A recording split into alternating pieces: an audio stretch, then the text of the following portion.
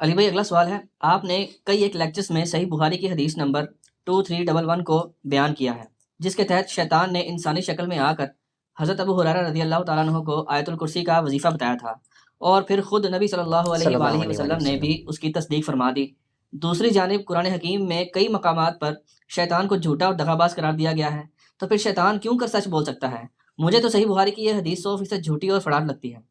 اور مجھے آپ کے دماغ میں 100% نقص نظر آتا ہے۔ اگر یہی بات ہم آپ کو قرآن سے نکال دیں پھر تو آپ کا گلہ ختم ہو جائے گا نا۔ پہلی بات ہے، یہ جو حدیث ہے نا صحیح بخاری کی 2311، اس کی تصدیق نبی صلی اللہ علیہ وآلہ وسلم نے خود حضرت ابو ہریرہ کی وہ تصدیق اس میں کی۔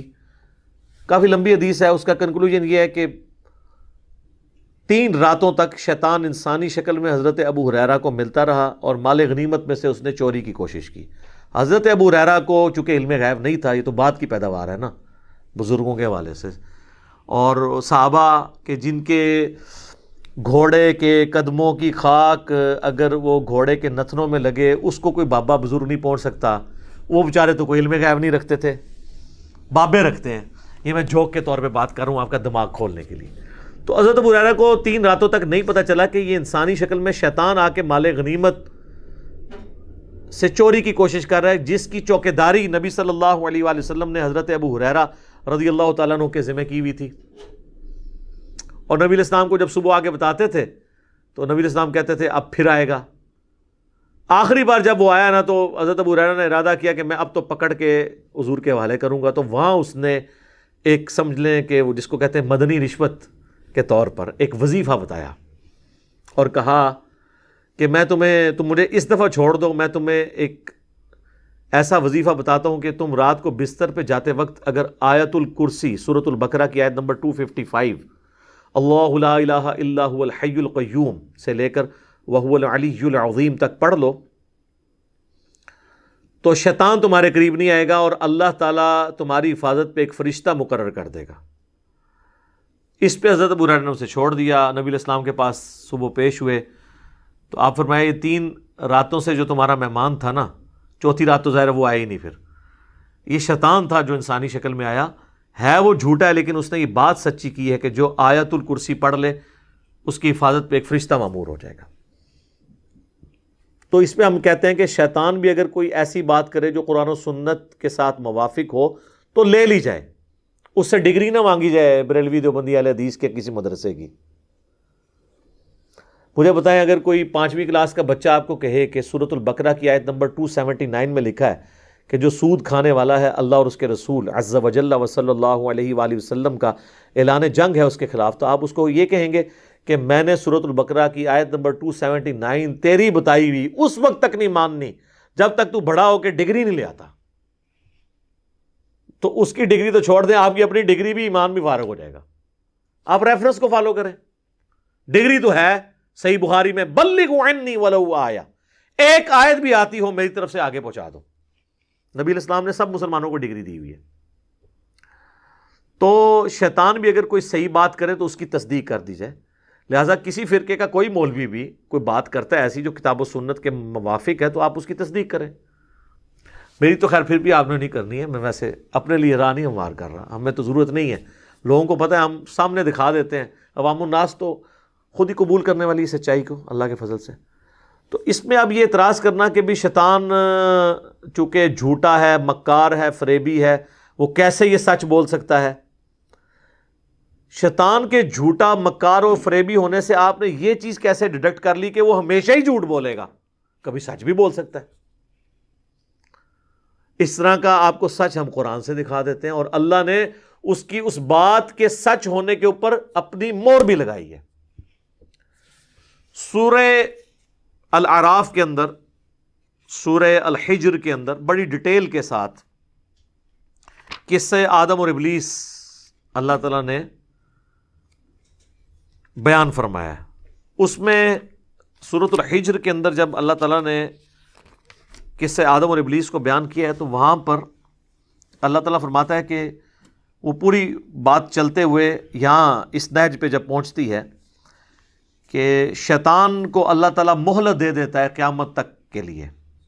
تو شیطان کہتا ہے قال ربی بما اغویتنی لأزینن لہم فی الارض، وہ کہتا ہے اے میرے رب.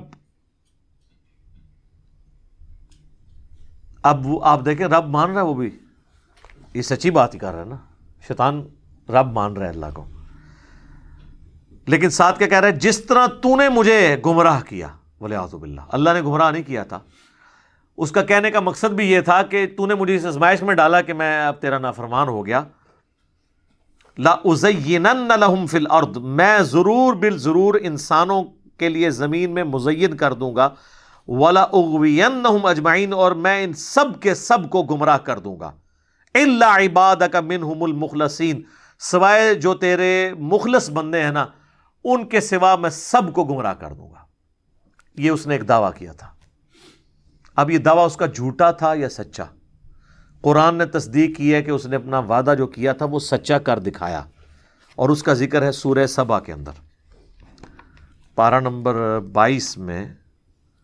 اللہ تعالیٰ نے شیطان کی اس بات کی تصدیق کر دی کہ جو اس نے دعویٰ کیا تھا نا وہ اس نے پورا بھی کر دکھایا. آپ دیکھیں الفاظ کیا ہیں، سورہ سبا آیت نمبر 20، وَلَقَدْ صَدَّقَ عَلَيْهِمْ إِبْلِيسُ ظَنُّهُ، اور بے شک ابلیس نے سچا کر دکھایا جو اس نے گمان کیا تھا کہ وہ کرے گا، کہ انسانیت کو گمراہ کرے گا. فَاتَّبَعُوهُ إِلَّا فَرِيقًا مِّنَ الْمُؤْمِنِينَ، تو سب کے سب ہی اس کے پیروکار بن گئے سوائے مومنین کے گروہ کے. اکثریت تو آج بھی دیکھ لیں، پریکٹیکلی بھی نظر آ رہا ہے کہ شیطان نے جو کہا تھا نا یا اللہ میں کر دوں گا، تو اس نے گمراہی والا سچ بولا تھا جو اس نے پورا کر دکھایا، اور اللہ کہہ رہا ہے کہ سچ کر دکھایا. وَمَا كَانَ لَهُ عَلَيْهِمْ مِّن سُلطان، اور شیطان کے لیے یہ طاقت نہیں تھی کہ ان کے اوپر کوئی گرفت رکھتا، یعنی وہ زبردستی نہیں ان کو کیا بلکہ صرف دعوت دے کے. إِلَّا لِنَعْلَمَ مَن يُؤْمِنُ بِالْآخِرَةِ، تاکہ اللہ تعالیٰ جانچ لے کہ کون واقعی آخرت کے اوپر ایمان رکھتا ہے اللہ تعالیٰ کی جواب دہی پر. ممن ہوا منہا فی شک، اور کون شک میں ہے. وَرَبُّكَ عَلَىٰ كُلِّ شَيْءٍ حَفِيظٌ، اور تمہارا رب جو ہے وہ ہر چیز کے اوپر نگہبان ہے.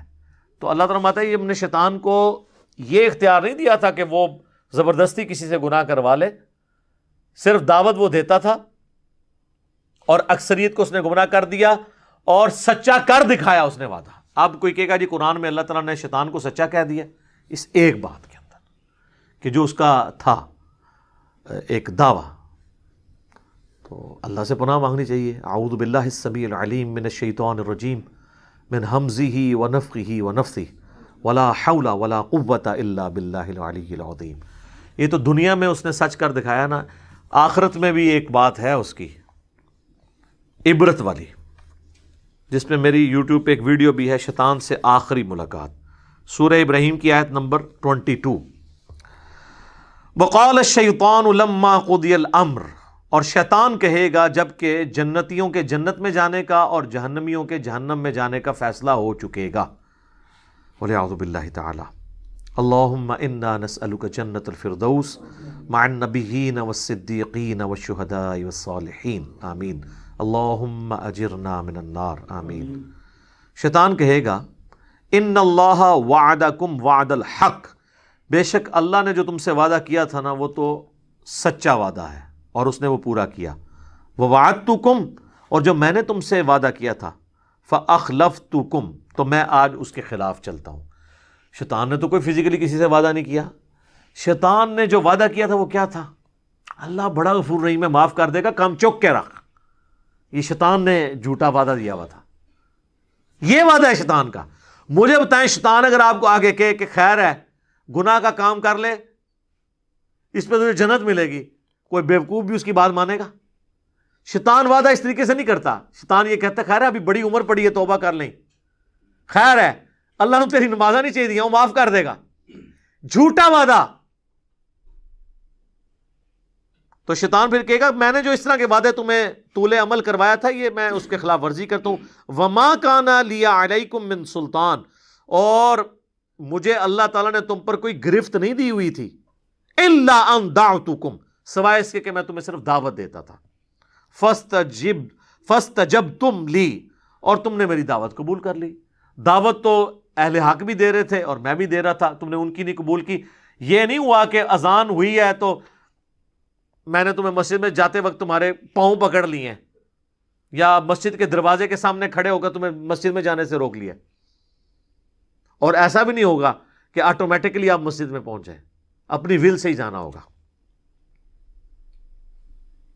فلا تلومونی، تو مت ملامت کر مجھے، ولوموا انفسکم، اپنی جانوں کو ملامت کرو۔ اور پنجابی میں اس کا ترجمہ کرتا، منو نہ پیٹ، اپنی جان نو پیٹ، تیری اپنی کیتیاں تیرے اگے آئیاں نے، مجھے کوئی ملامت نہیں ہے، اپنے آپ کو ملامت کر۔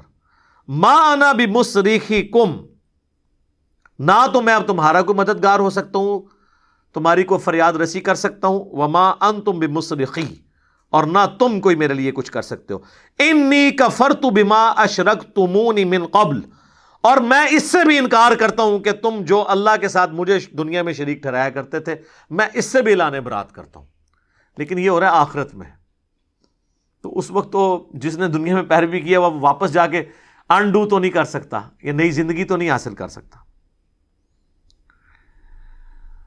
ان الظالمین لہم عذاب علیم، بے شک ظالموں کے لیے دردناک عذاب ہے، والعیاذ باللہ تعالی۔